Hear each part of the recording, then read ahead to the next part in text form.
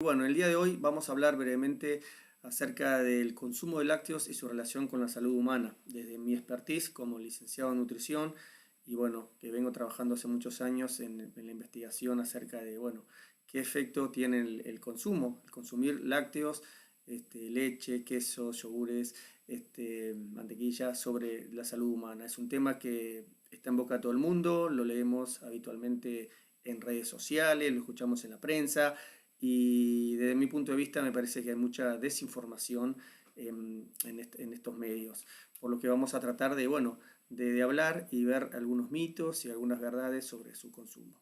Primero, le puse vigencia a los lácteos, son buenas como alimentos. Y sí, si analizamos los lácteos desde, bueno, de este producto desde que se produce, cumple con todos los procesos digestivos, digestión, absorción, metabolismo dentro de nuestro organismo, sus nutrientes cumplen diferentes funciones. Nadie cuestiona que quizá es considerado un alimento, pero bueno, pero actualmente se lo cuestiona como que se asocia el consumo de lácteos. Hay muchos mitos sobre consumir lácteos y desarrollar determinadas patologías. Y hablamos de la intolerancia a la lactosa, hablamos de alergias, hablamos, bueno, quizá el único mamífero que consumimos lácteos después de los 2 años. Hablamos, bueno, hay muchos leches, por decirlo de alguna manera, sustitutivos, que vamos a ver si realmente lo son. Ya les digo que no son leches, son bebidas. Y bueno, y se lo relaciona a algunas patologías, hipertensión, obesidad, problemas cardiovasculares. Y bueno, el día de hoy vamos a ver qué nos dice la ciencia realmente sobre estas asociaciones y si es verdad o si es un mito realmente. Como les decía, hay mucha desinformación en medios, en redes de comunicación, redes sociales, mensajes erróneos, malintencionados, hay mucho fanatismo en las redes con muchas temáticas, no solamente los lácteos, pero gracias a eso los lácteos debe ser el alimento mayormente estudiado en la actualidad por los científicos alrededor del mundo. Y también hago media culpa porque hay muchos profesionales de la salud que desinformamos en lugar de informar muchas veces. ¿Qué sucede? Bueno, hay grupos de personas, grupos ya sean profesionales o no profesionales, vinculadas a salud o no, deportistas, amateurs, que bueno, realizan diferentes tipos de dietas. Hay muchísimos. Usted va a un kiosco, abre una revista y tiene estilos de vida diferentes, muchos estilos de dietas. Tenemos alcalina, vegetariana, vegana, la detox, la raw food con alimentos crudos, la keto, que está muy de moda principalmente entre los deportistas, la paleo, la pre-paleo, la pre-pre-paleo. Bueno, cada vez hay más, existen más dietas y bueno, cada una de estas dietas tiene una característica, excluye algún tipo de alimentos y en muchos de ellos se excluyen los lácteos como si fueran los causantes ya sea del sobrepeso o del bajo rendimiento. Y vamos a ver si es verdad. También existe mucha maldad, digo, detrás de muchos mensajes, mucho fanatismo, radicales, muchas veces por temas filosóficos, sino realmente por temas nutricionales, más bien por temas, hablamos del bienestar animal, hablamos del cuidado del medio ambiente, hablamos del descenso de consumo de productos animales y los lácteos siempre entran en la misma bolsa, en el mismo paquete. Tenemos muchos mensajes malintencionados, mencionamos por lo general algo que caracteriza es mencionar alguna universidad famosa, como por ejemplo Harvard. Harvard siempre tiene la culpable de todo, lo bueno y lo malo. Entonces científicos suplican que paremos de consumir leche y esto no es así. Existen muchos científicos en Harvard mismos que estudian los beneficios del consumo de lácteos para diferentes patologías, para la prevención de algunas patologías crónicas no transmisibles, los beneficios de la grasa láctea. Entonces hay que leer con pinzas esas cosas. Y eso es lo que pasa, que deja un consumidor, todos somos consumidores, consumidor inseguro y confundido, como puede ser esta foto que le saqué a la señora. Esto es una góndola en Estados Unidos, donde hay muchísimos productos, pero muchos productos entregados, hay muchísimos tipos de lácteos, pero entre los lácteos también acá existen muchos tipos de bebidas vegetales y existe la leche entera, descremada, semidescremada, parcialmente descremada, delactosada, chocolatada, los yogures y toda una gama enorme que vamos a ver ahora de bebidas vegetales. Que bueno, con todo eso el consumidor está confundido y muchas veces también angustiado. Fíjense si una mamá que por ejemplo lo único que tiene en otros países carenciados como América Latina, que consumen lácteos, ponen un vaso de leche a la noche para el niño y el médico, el nutricionista o algún miembro de la familia o el director técnico del club o el amigo del gimnasio le dice que la leche produce cáncer. Imagínese esa mamá que hace en el momento de darle eso. Bueno, pero vamos a empezar por lo primero. Si yo le presento siempre o le digo, ¿qué consume, qué presenta la leche? ¿Qué nutrientes tiene? Seguramente lo primero que me digan sea calcio. Y si le pregunto para qué es el calcio, me dirán los huesos. Entonces, ¿será solamente calcio y huesos la leche? Y bueno, vemos que un paquete, un vaso, una porción de leche, esto, en la vida adulta, las DRI que menciono acá, las DRI son las Dietary Recommended Intake, o sea, la ingesta recomendada, dietética recomendada de todos los nutrientes, elaborada por la Food and Nutrition Board de Estados Unidos. Y bueno, un vaso, una porción de leche más allá del calcio y de la proteína, que todos sabemos que contienen, también contienen vitaminas del complejo B, que son necesarias para el metabolismo de todos los nutrientes, de grasas, de proteínas mismas, de carbohidratos dentro del organismo, vitamina A, la vitamina D, que es necesaria para la absorción de ese calcio por nuestros huesos, para un esqueleto fuerte, la vitamina A en la retina, bueno, y un montón. El fósforo también contribuye a la absorción de calcio para los huesos, pero también tiene potasio, tiene magnesio. Quizá este es un paquete de 9 nutrientes básicos que contiene la leche, que es bueno que conozcamos, y una porción de leche, estamos hablando de 250 centímetros cúbicos, más o menos una taza, o un pote de yogur, o un trozo de queso, nos aportan todos estos nutrientes. Fíjense el paquete nutricional valioso que tiene. Y vamos a ver algunos mitos y algunas verdades. La leche no es necesaria en todas las edades. Bueno, esto es un mito. ¿Por qué? Porque ya hay muchos estudios ya avanzados y desde muchos años que ven la relación del consumo de lo que son los alimentos durante el embarazo con el desarrollo de patologías del niño, pero cuando el niño ya es en la vida adulta. Hay un tema genético, que depende de lo que fue la alimentación y del estado nutricional de esa mamá durante el embarazo. Si una mamá con sobrepeso, obesidad, desnutrida, bueno, va a ocasionarle sin duda algún problema a su bebé luego de nacido, y principalmente asociado a patologías metabólicas en la vida adulta. Pero ya desde el embarazo, el estudio del consumo de lácteos ha visto que previene la hipertensión, que es muy, por ejemplo, el aumento de presión arterial durante el embarazo, que puede ocasionar la patología de la eclampsia, que puede inclusive ocasionar riesgo de vidas para el bebé y para la mamá. También disminuye la presión de la mamá, previene esa patología. También contribuye a la formación de los depósitos de calcio de la mamá luego para la alimentación, para la lactancia materna. También ha visto que disminuye el riesgo de patologías respiratorias del niño recién nacido. También la contaminación con plomo del niño. Por lo tanto, se han visto muchas asociaciones benéficas del consumo de lácteos durante el embarazo, tanto para la mamá como para ese feto y futuro bebé. En la vida del adulto, nosotros sabemos que hasta los 30 años la masa ósea se continúa desarrollando. Su pico máximo es más o menos a los 22 o 23 años, pero hasta los 30 años es más el calcio que pasa de la sangre a los huesos que el calcio que pierde desde los huesos. A partir de los 30 años esa pérdida es mayor. El consumo de lácteos en la vida adulta lo que hace es minimizar esa pérdida de masa ósea luego en la vida adulta.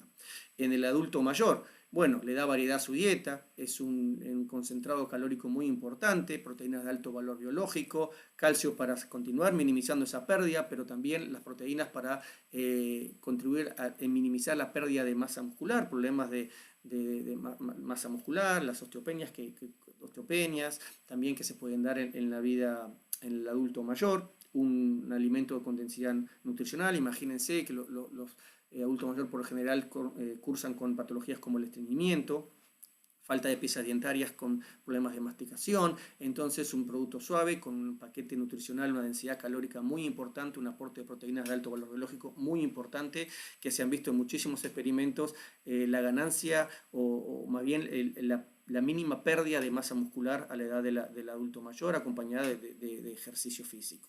Y al niño, que es más interesante, bueno, los lácteos en los niños, ya vimos todas las etapas de vida. ¿Qué queremos todos? Bueno, queremos una buena salud ósea cuando seamos adultos, pero eso se comienza a gestar en la vida, en la niñez y principalmente en la adolescencia. ¿Por qué? Bueno, en la niñez porque son donde se comienza a gestar todos los hábitos alimentarios, no solamente el consumo de lácteos, el consumo de todos los alimentos. Es la edad, el ámbito escolar, por ejemplo, el ámbito familiar, donde deberemos comenzar a incluirle hábitos alimentarios saludables a este niño. Y también más cerca del estirón puberal, más o menos a los 10, 12 años, en niña y niño, comienza a darse lo que se llama la mineralización ósea primero. Bueno, ¿qué es eso? Que, como les decía hoy, es un proceso biológico que se da todos los días, donde pasa dependiendo la cantidad de la calcemia, o sea, la cantidad de calcio que existe en la sangre, que va a depender para mantener ese equilibrio, tiene que pasar a diario sangre desde calcio, perdón, desde la sangre a los huesos, o si es necesario más calcio, retirar a través de los osteoblastos, unas células, las destructoras, digamos, que pasa calcio desde los huesos hacia la sangre, para mantener a grandes rasgos la homeostasis, el equilibrio de calcio en el organismo. Esa mineralización ósea, como le digo, es un proceso biológico normal que se da a diario y dependiendo del nivel de calcio que exista en sangre. Sabemos que el 99% de calcio está en los huesos, el 1% está en la sangre y ese 1% es el que regula, por ejemplo, la contracción muscular, la transmisión del impulso nerviosa, así que sí será importante mantener ese equilibrio, esa calcemia a diario. Más sobre la adolescencia se da lo que se llama la modelamiento óseo. Esos huesos crecen de tamaño. Primero crecen de tamaño y luego la consolidación ósea crecen de volumen, de densidad, lo que se llama densidad mineral ósea. Y se da hacia los 22, 23 años lo que se llama pico de masa ósea, que es el mayor crecimiento de la densidad ósea. Y ese crecimiento va a ser mayor o menor en esta edad dependiendo de cuánto calcio se hayan depositado en esos huesos, principalmente en la etapa peripuberal alrededor de los 10 o 12 años y en la adolescencia. Los depósitos de calcio se generan en esa edad, en la edad de la adolescencia, no en la edad adulta. Luego el crecimiento óseo va a ser mayor o menor dependiendo de esos depósitos. Por lo tanto, es esencial y fundamental que se creen buenos depósitos de calcio como una caja de ahorro luego para ser usados en la vida adulta y prevenir patologías como por ejemplo la osteoporosis, que si bien se va a dar luego de los 50 años, por lo general con mayor prevalencia en mujeres, pero también en hombres, pero va a depender de este calcio que se acumuló en la adolescencia. Fíjense, una ingesta alta, una vida con ingesta baja de calcio, alta de calcio y baja de calcio, como ingresamos en esa zona de fractura normal, natural, fisiológica, mucho antes si la ingesta de calcio durante toda la vida, y básicamente en donde se da el crecimiento mayor entre los 10 y los 20 años, si es una ingesta menor, vamos a tener muchos problemas en la vida adulta. Otro mito, los seres humanos somos los únicos mamíferos que continuamos tomando leche después del destete. Creo que casi todos en todos los países americanos, Latinoamérica que he visitado, por lo general creo que es el top 10 de los mitos. Bueno, resulta que hace más de 10.000 años el hombre, que cuando se dio cuenta que era más fácil cultivar que seguir cazando y arriesgando su vida, se estableció, comenzó a cultivar, comenzó a adiestrar, a cultivar plantas, a amaestrar animales, a domesticar animales, primero, por ejemplo, ovejas, cabras, luego la raza bovina, y bueno, y uno de los alimentos que comenzó a utilizar el ser humano desde esa época y que se adaptó al consumo rápidamente por una transmisión es un gen que fuimos adquiriendo con la vida, el de tolerar la lactosa, que vamos a ver más adelante.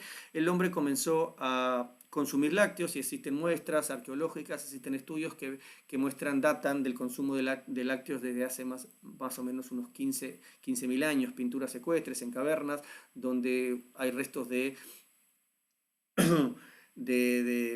proteínas lácteas, con lo cual se formaban la pintura. Entonces vemos que no es una técnica actual. Lo que sucede es que el hombre es el único omnívoro, el único ser omnívoro que se adaptó. El crecimiento de nuestro cerebro, el desarrollo de nuestro cerebro, nuestro desarrollo a lo largo del tiempo ha venido gracias a la selección, a la capacidad de seleccionar de cultivar y seleccionar nuestros propios alimentos. Y nos adaptamos a consumir cualquier tipo de alimento, ya sea de origen animal y vegetal, por eso somos omnívoros. ¿Qué es lo que más fuimos capaces de ordeñar, ¿verdad? Y a producir esa leche. Pero ¿qué es lo que más nosotros nos diferencia? Si les preguntara a ustedes qué nos diferencia del resto de los mamíferos, bueno, es un simple hecho.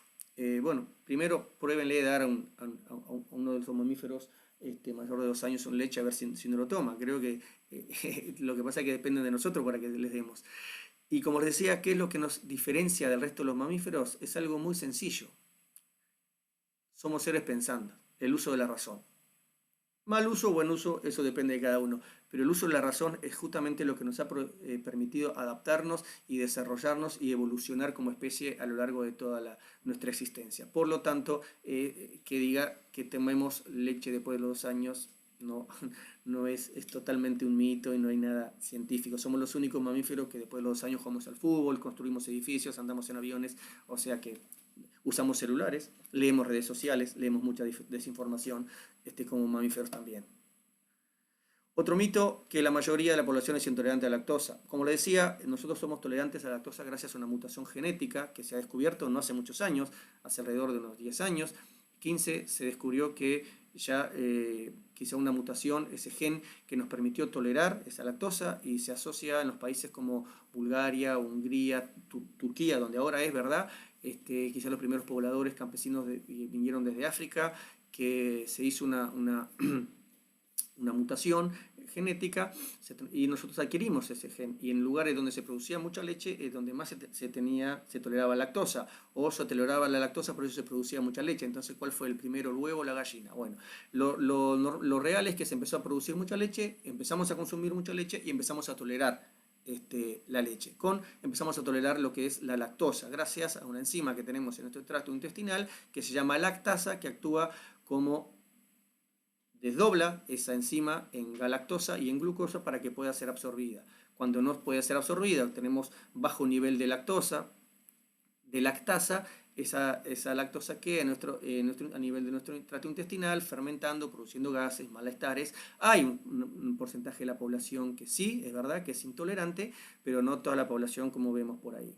Y vemos para los que dicen que la lactosa, el consumo de leche es algo nuevo, que no se producía leche. Bueno, mire, esto es un friso, es un mosaico en el Museo de Irak que tiene 3000 años, donde se muestra toda la producción en diseño, cómo se va produciendo el queso, desde el ordeño hasta la obtención del cuajo, del queso. Por lo tanto, sí, se consumía hace ya miles de años leche y el cuajo, los quesos. A colación de esto viene el otro mito. Primero, que somos todos intolerantes. No es así, hay un porcentaje, pero también hay un porcentaje, como decía, que lo que tiene es, a medida que vamos evolucionando, vamos creciendo, cuando nos vamos haciendo más adultos, va disminuyendo la producción de lactasa. Entonces podemos ser hipolactásicos, o sea, tener una producción menor. Eso no significa ser intolerante a la lactosa. ¿Y qué pasa cuando realmente somos intolerantes a la lactosa? Bueno, depende el nivel, depende el grado, porque se pueden probar, por ejemplo, hay intolerantes que pueden tolerar hasta 100, 200 centímetros cúbicos de leche por día. También se pueden probar con quesos o yogures, que por el proceso de elaboración del queso, esa maduración del queso, esa lactosa se transforma en ácido láctico por acción bacteriana. Lo mismo con los yogures, la fermentación, y se transforma esa lactosa en ácido láctico, y prácticamente tienen muy bajo contenido en lactosa los yogures, y los quesos, cuanto más madurado, más se acerca a cero lactosa. Tienen un poquito de lactosa y muchos intolerantes igualmente lo toleran. Bueno, es cuestión de probar. Y si realmente no toleran la lactosa, tienen una intolerancia muy severa, existen ahora en el mercado como esos productos que ha aumentado muchísimo la demanda, como las leches deslactosadas. Por lo tanto, no habría motivos para no consumir lácteos, no consumir ese calcio de alto valor biológico, no consumir las proteínas de alto valor biológico y todo el paquete nutricional que proviene de los lácteos, aún mismo siendo intolerante. La mayoría de la población presenta alergia a la leche. Bueno, la alergia a la proteína de la leche de vaca, como dicen las siglas, es una alergia que está presente en los niños, en 3-4% de los niños sí la presentan, es real, por la introducción de la caseína a temprana edad. ¿No? La leche entera como tal, la leche sin diluirla, se recomienda la introducción a partir del año de vida. Bueno, en muchos casos se la introduce muy tempranamente y bueno, el tubo digestivo del niño no está todavía maduro como para tolerar esa proteína tan grande, y bueno, eso se produce una de las reacciones alérgicas que existe en los niños, que puede ser a raíz de la proteína de leche vaca, la caseína. Es una alergia que realmente existe en una porción pequeña de niños, y que según la Sociedad de Pediatría, se supone que hasta los 3-4 años esa alergia va a remitir y va a desaparecer. El calcio y las cualidades nutricionales de la leche pueden ser sustituidas por otros alimentos vegetales. No pueden ser sustituidas. O sea, cuando hablemos por ahí leche vegetales, no existe leche vegetales. Y les voy a decir por qué. En primer lugar, el nombre está mal. Porque la primera diferencia, digamos, incongruencia en esto de llamar leches vegetales a estos, y acá tenemos algunas. Esta es la misma góndola que hoy mostré, que estaba la señora mirando, donde todas estas bebidas estaban mezcladas con los galones de leche, entonces en una clara, obviamente, claro engaño de lo que es la industria en este sentido, además de los nombres de las cajas de llamarlas leches, ¿no? Bueno, estas son algunas variedades, ahora cada vez surgen más de todos los granos, de todas las semillas, existen esos jugos. No digo con esto que sean malas, que no se puedan beber, lo que quiero decir que no son leches y no son sustitutas nutricionalmente de las leches. ¿Por qué? Y lo vamos a ver ahora. Pueden ser consumidas, obviamente, yo como profesional en la nutrición, en algún momento inclusive la he recomendado, pero no son sustitutos y no se pueden llamar leches. Eso es lo que quiero que quede clarísimo. Nosotros como profesionales de la salud, como recomendadores de consumo, no podemos, tenemos que tener claro eso para decirle a nuestra gente. ¿Por qué? Porque la definición de leche los dice, es la secreción mamaria normal de animales lecheros obtenida a partir de uno o más ordeño. O sea, miren que me he vuelto loco, he pensado, he visto cómo sería una almendras si tuviera las tetitas y realmente nosotros no podemos ordeñar una semilla. Por lo tanto, no son leches, son bebidas, jugos, zumos que pueden ser utilizados, obviamente pueden ser consumidos, pero no, en primer lugar, no son leches. Y también tienen diferencias nutricionales, y repito, no con esto quiero decir que sean malas, no, para nada, quiero decir que tienen marcadas diferencias nutricionales, por lo cual a veces escuchamos o leemos o vemos en alguna góndola del supermercado leches sustitutas. Primero, no son leches, luego no son sustitutas. Son una bebida como otro tipo de bebida que puede ser utilizada ya sea por moda, hay muchos deportistas que lo utilizan, hay gente que, bueno, por moda la quiere utilizar, o porque dicen que son intolerantes a la lactosa, porque ahora el mayor porcentaje de la población se autodiagnostica, cualquier cosa es problema de la lactosa ahora, somos todos intolerantes. Pero bueno, las diferencias nutricionales parten varios. Primero, el contenido nutricional. Analizamos cuáles son los contenidos de una leche industrializada, luego obviamente pasteurizada, luego del ordeño, pasada por la industria. Vemos los macronutrientes, los micronutrientes, vitaminas y minerales, y sí vemos todo lo que tiene una leche. Va más allá de eso cuando muchos millennials, por ejemplo, muchas personas buscan lo orgánico, de la tierra a la mesa, lo natural. Está muy lejos de ser algo orgánico y algo natural, discúlpenme y no quiero ofender a nadie. El contenido de azúcar, sé que hay algunas marcas, algunos estudios y algunas variedades con cero agregado de azúcares, pero bueno, la lactosa, justamente esta bebida se las consumen muchas veces por no tener lactosa, con los intolerantes a la lactosa. Vienen acá el nombre, no es leche. Pero estos tienen algún carbohidrato, estos son, bueno, las semillas molidas, agregado agua, imagínense el contenido de semillas que tiene o de realmente de almendras que puede tener 1 litro de esto, es básicamente agua con el agregado, como son bebidas elaboradas industrialmente, pueden agregarle y sacarle cualquier nutriente. Básicamente, estos carbonos son de azúcares, están valores muy elevados en relación a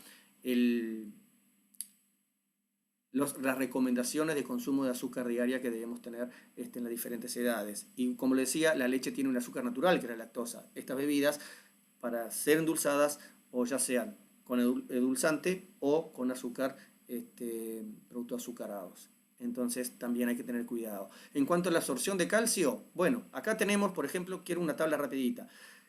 Una porción, acá le marqué a brócoli, espinacas, está el coliflor por acá, pero bueno, son siempre que se mencionan que las vegetales verdes tienen calcio y que pueden sustituir el calcio. Bueno, vamos a ver si es verdad este cuadro de la doctora River de Estados Unidos, adaptado por la doctora Rosaura Farré en 2015.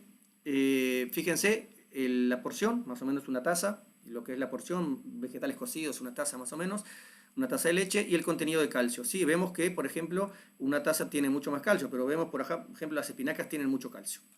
¿Qué sucede? Tenemos la absorción fraccional, o sea, cuánto de ese calcio realmente se absorbe en diferentes tipos de alimentos. O sea, no todos los nutrientes que provienen de los alimentos, al llegar a nuestro organismo, se absorben en la cantidad que lo consumimos. Fíjense que la leche tiene un 32% de calcio. Tampoco es que se absorba el 100% del calcio, pero fíjense ustedes, el contenido de calcio de la espinaca que tenía buen contenido de calcio, por lo menos un 50% de lo que es la leche, se absorbe en un 5%, en cuanto la leche se absorbe en un 32%. Pero fíjense, el brócoli se absorbe en un 61%, mucho más que la leche. Lo que sucede es que el contenido es muy bajo. Por lo tanto, vemos el calcio absorbible de cada uno y vemos que de la porción de leche se absorbe 96. Del brócoli, que se absorbía mucho, al tener poco se absorbe un 20, realmente un tercio de lo que es la leche de vaca. Y la espinaca, que tenía mucho calcio, se absorbe poco, por lo tanto se absorbe simplemente un 6. Si vamos a lo que son la equivalencia, para equipararse a una porción de lácteos tenemos que consumir 10 porciones de alubia, casi 5 porciones de brócoli y 16 porciones de espinaca. O sea, si quieren comerse un cajón de espinaca a diario para llegar a ese calcio de alto valor biológico, lo pueden hacer. No hay ningún problema, lo mismo que en semillas, en frutos secos, todo complementa. Y con esto no quiero decir que la leche sea el único alimento que contiene calcio. No, tiene el calcio mayormente biodisponible de alto valor biológico. Por lo tanto, se utiliza. ¿Y por qué? Porque justamente hay elementos que aumentan la absorción del calcio en cualquier alimento, que por eso son la lactosa, partes de las caseínas, partes de esas proteínas que se llaman fosfopéptidos, proteínas como lactoalbúmina, lactoglobulina, pequeñas porciones de calcio y la vitamina D. Son todos nutrientes, estos que aumentan en algún alimento, aumentan la absorción de calcio o casualidad se encuentran en los lácteos. Y hay otros elementos que inhiben o disminuyen la absorción, que son que se encuentran justamente en alimentos de origen vegetal. Por eso es que los alimentos de origen vegetal tienen una menor absorción porque forman complejos con ese calcio consumido a nivel del intestino, forman complejos que no lo permiten atravesar la barrera intestinal hacia la sangre y se eliminan a través de la materia fecal, como son los fitatos, los oxalatos, esos tipos de complejos.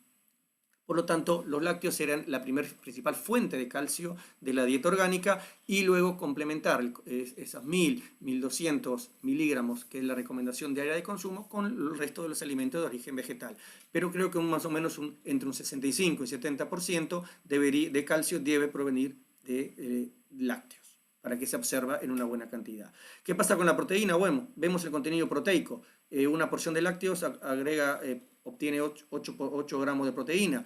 Por ejemplo, la soja lo equipara. La soja es del reino animal el que mejor calidad proteica tiene, el que más proteínas tiene. Fíjense, el coco menos de 1 gramo, el arroz 1 gramo y la almendra 1 gramo. O sea, ya en cantidad proteica perdemos. Pero ¿qué pasa?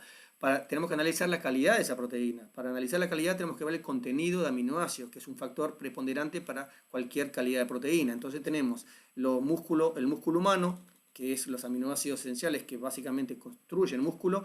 Fíjense, las 3 proteínas que más tienen, que se asemejan lo que es al nivel del músculo humano, es la proteína de leche entera y sus porciones, la caseína por un lado y el whey protein por otro. Y si vamos al método de estudio de la calidad propuesto por FAO, se llama DIAS, donde establece unos parámetros para determinar de excelente calidad, buenas fuentes o baja calidad, vemos que las fuentes de mejor calidad es tanto la de la proteína concentrada de leche, la del suero, un experimento con lo que es leche en polvo, la proteína de la leche en polvo, descremada, son las 3 que tienen mayor calidad. Luego tenemos la del suero aislado y vemos la soja por acá que si bien tiene buena calidad, también acá en la harina de soja no llegan a la calidad o el contenido de aminoácidos que de la fracción proteica animal. Sabemos que las fuentes de proteína de origen animal son las que tienen el mayor, de mayor calidad, presentan todos los aminoácidos esenciales, que son los aminoácidos que el organismo no los puede generar y tenemos que consumirlos con los alimentos del exterior. Y luego las proteínas de origen animal siempre tienen algún aminoácido que se le llama limitante, porque tienen menor cantidad y limita esa síntesis, o sea, su utilización. Las proteínas de origen animal se utilizan casi al 100%. La leche entera causa cáncer, y esto lo voy a pasar rápido porque ya estamos sobre el tiempo, pero quiero dejarles, y se los voy a pasar, todos los que quieran interés en recibir esta presentación pueden pedirle a los organizadores, se la voy a pasar en PDF, se asocia el consumo de leche, hay un mito que dice que se asocia a la presencia de muchas patologías. Lo que les quiero mostrar simplemente son evidencias científicas, por ejemplo, y desde cuándo. Acá, por ejemplo, obesidad. Se ha visto en muchos estudios, se han visto que el consumo de lácteos previene el sobrepeso y la obesidad, inclusive hablando de leche entera, por un grado de saciedad que da gracias al triptofano, que es un aminoácido que tiene, y también el contenido de calcio se parecería que produce la ruptura del adipocito, del glóbulo de grasa, de la célula de grasa, y no permite que se adicione más grasa al organismo. Esos son básicamente los dos motores, la saciedad del triptófano por un lado y el proteína. Y muchos experimentos se han hecho con personas con sobrepeso, obesidad y personas con peso adecuado consumiendo la leche entera. Y luego hace muchos años que se viene estudiando la relación, fíjese, 2013, la relación del consumo de lácteos y con el desarrollo de enfermedades cardiovasculares. La evidencia que ya había en el 2013 decía: la evidencia observacional no apoya la hipótesis de que la grasa láctea o alto contenido de grasa de los productos lácteos contribuyen a la obesidad o riesgo metabólico. Esto era el estudio de la leche, pero no la leche descremada, o sea, la leche con grasa, la leche entera. No existe ningún riesgo en el consumo de leche entera y el desarrollo o el incremento de riesgo cardiovascular. Eso quedó demostrado en otros estudios, en revisiones sistemáticas y metaanálisis, que fue lo que yo les traje acá, solamente no estudios aislados, sino revisiones sistemáticas, por ejemplo esta de Dominique y colaboradores del 2016, esta otra del 2017, que todas estudian el efecto y la asociación del consumo de leche con causas de enfermedades totales o con el aumento o incremento de riesgos cardiovasculares. Son todos metaanálisis o estudios de revisión sistemática. Este otro del 2017 que está en el Journal de Cardiovascular de Golami y colaboradores. Tenemos otro del 2017 también de Favit y colaboradores, que también en el Journal de Epidemiología. Otro estudio, el Gold Standard Core Studio, que es un estudio muy famoso, también estudia la asociación del consumo de lácteos y todas las causas de enfermedades, y todos ellos concluyen que el consumo de leche y leche entera no se asocia a ningún tipo de enfermedad, ni sobrepeso, ni diabetes, inclusive disminuye la hipertensión, disminuye el riesgo de obesidad, disminuye el riesgo de diabetes tipo 2 y no se asocia con el incremento de riesgo cardiovascular. En la mayoría de los estudios, inclusive, se asocia el mayor consumo de leche y leche entera, leche con grasa, a un menor riesgo de enfermedades cardiovasculares. Este quizá es el estudio el más actual, que se llama PURE, donde se estudiaron alrededor de 21 países en todos los continentes, países de ingresos altos, países de ingresos medios, países de ingresos bajos. Participó Chile, Argentina y Brasil, por ejemplo, en Latinoamérica, donde se estudiaron todas las asociaciones del consumo de los estilos de vida y el consumo dietético sobre el desarrollo de enfermedades cardiovasculares, y participaron más o menos 140.000 individuos, fíjense, y el grupo de personas que consumen 3 dosis de lácteos sin desnatar, o sea, enteras, al día, tienen tasas más bajas de mortalidad y de enfermedad cardiovascular. Eso resume un poco. Y si queremos estudiar lo que, por ejemplo, el cáncer, que siempre nos mencionar que un alimento produce cáncer es como un poco complicado y miedoso. Bueno, la Asociación Americana de Investigación sobre Cáncer con la Fundación Mundial de Estudios sobre el Cáncer analizó todos los factores que pueden llegar a influenciar en la conducta, llevar hacia un cáncer, de entre ellos los factores dietéticos, de los factores dietéticos, los alimentos, las bebidas, y bueno, en el caso de los lácteos no encontró ninguna asociación entre el consumo de lácteos y el desarrollo de ningún cáncer. Neutro en pulmón, por ejemplo, no tiene ningún efecto de próstata, pero sí vio inclusive que puede llegar a tener algún efecto protector el consumo de productos lácteos y en el cáncer colorectal. Eso en muchos estudios se repite en esto. Pero bueno, el cáncer es un poco complicado, decir que un alimento produce un cáncer o previene un cáncer, pero bueno, estos son los estudios objetivos sobre el consumo de leche y cáncer. Y te puedo decir el resumen del Journal de American of College Nutrition, por eso les puse que es un journal serio. En 2018 un resumen de evidencia en lo cual decía que los lácteos, analizando todo lo que había en ese momento, hasta el 2018 inclusive, que los lácteos dentro de una dieta equilibrada pueden aumentar la calidad de vida, calidad de la dieta, proporcionarle los macros y los micronutrientes necesarios para tener una dieta balanceada y adecuada, y además prevenir algunas enfermedades como base de la osteoporosis, obesidad, diabetes y riesgo cardiovascular, y que no se asociaba a ningún riesgo de enfermedad, de patologías. Eso es el resumen de evidencia que había, que se hizo hasta ese momento.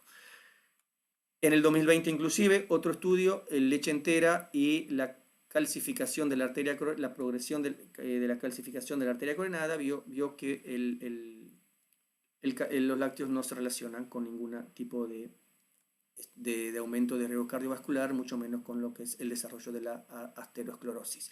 Y mencionando, vuelvo para atrás, esto que hablaba de lácteos dentro de una dieta equilibrada para mejorar la salud del ser humano. El año pasado, en el 2020, un estudio de España también vio que las personas que utilizaban o consumían lácteos en su dieta habitual tenían una mejor calidad de su dieta, por ende una mejor calidad de vida. Simplemente para corroborar.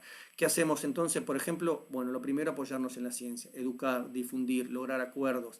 Por suerte, las guías alimentarias aún continúan 2 a 3 porciones, indicando 2 a 3 porciones de lácteos por día dentro, no le digo consumir lácteos todo el día, sino que los lácteos dentro de una dieta equilibrada es lo mejor para lograr una mejor calidad en su alimentación y por ende mejor calidad de vida. Y como último mensaje les dejo: la nutrición no es una ciencia y no una opinión personal, no es una percepción, es realmente una ciencia. No puedo decir lo que se me parezca por algo generalizar algo que me cae bien, algo que me parece a mí que está bien, generalizarle a toda la población y mucho menos hacer que mis pacientes sean mis seguidores. Por lo tanto, hay que basarse en la ciencia. La nutrición es una ciencia y no una opinión personal. Muchísimas gracias.